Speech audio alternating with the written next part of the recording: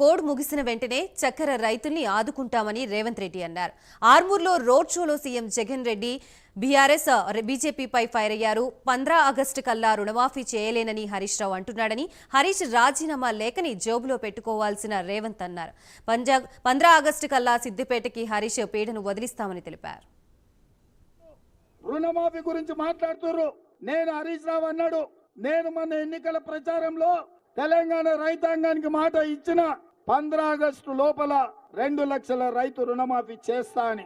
హరీష్ రావు అన్నాడు, నువ్వు చెయ్యలేవు, నువ్వు చేస్తే నేను రాజీనామా చేస్తా, మళ్ళీ ఎన్నికల్లో పోటీ చేయను సిద్దిపేటలో అని. నేను అన్న హరీష్ రావుతోని, రాజీనామా పత్రం జేబులో పెట్టుకో, 15 ఆగస్టు నాడు ఈ దేశానికి స్వాతంత్రమే కాదు, రైతులకు రుణమాఫీ నుంచి స్వతంత్రమే కాదు, సిద్దిపేట పట్టిన శనీశ్వరరావును కూడా వదిలిస్తా అని.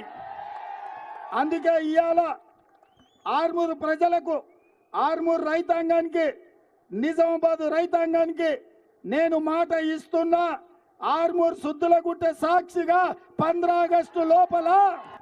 ఆగస్టు లోపల 2 లక్షల రూపాయల రుణమాఫీ చేసి తీరుతా.